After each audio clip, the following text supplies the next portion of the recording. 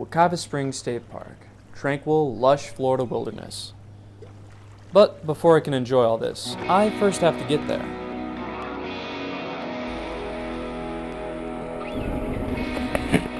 So I'm gonna edit this together to make this trip go by in just a couple seconds, whereas for me, from UCF, I've got about 30 minutes in the car.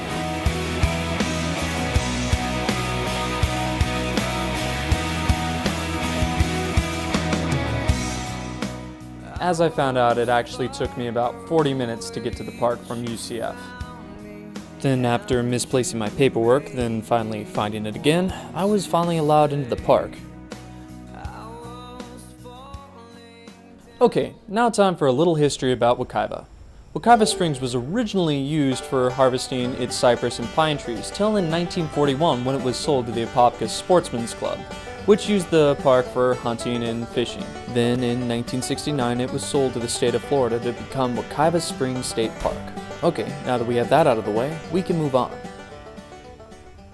Before Disney World and Universal, this was Florida's theme park, and the theme was nature. The park has plenty to do. Guests can go swimming in the crystal clear water, or for those that don't really feel like getting their hair wet, Wekiwa also offers canoe and kayak rentals.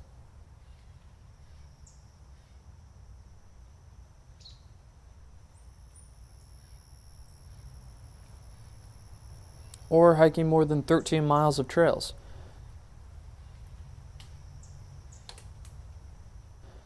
Wekiwa seems to have it all.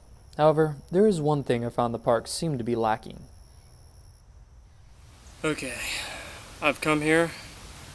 I've been bit by mosquitoes all over the place. I've got like 500 extra holes in my shirt from that.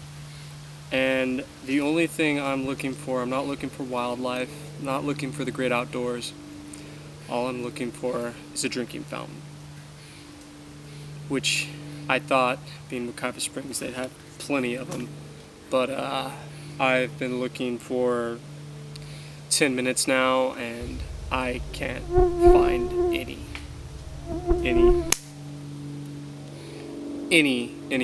water fountains. So I'm about ready to pack this up after I get a couple more shots, and then I'm going to jump in Wekiwa Springs. And I know I said about the whole algae bloom thing, but it should be fresh enough to drink, and we'll find out if it is indeed okay to drink, depending whether or not I die from an amoeba infection.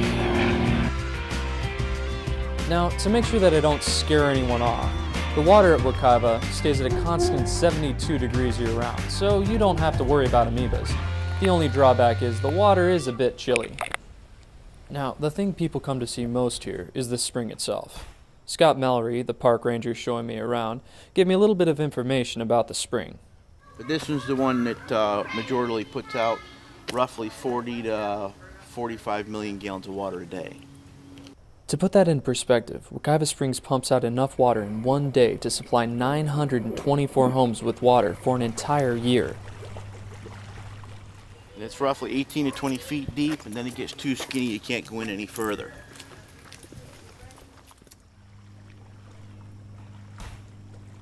Here at Wekiwa, you get two for the price of one. That's right, along with the main spring, you get a second bonus spring.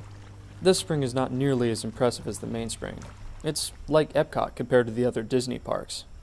Cool, but not as cool.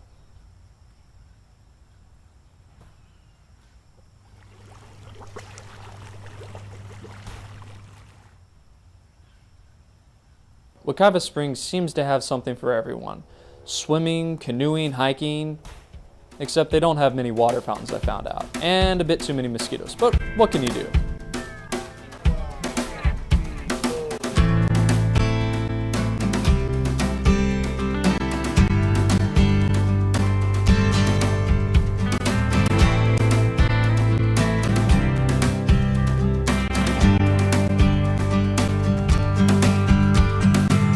I speak with the tongues of men and angels. Okay, found the water fountain. It's right there. Turns out, if you're looking for the water fountain, it's located right by the parking area. There's the spring down there. There's the bathroom. There's the water fountain. So now you don't have to go through what I went through.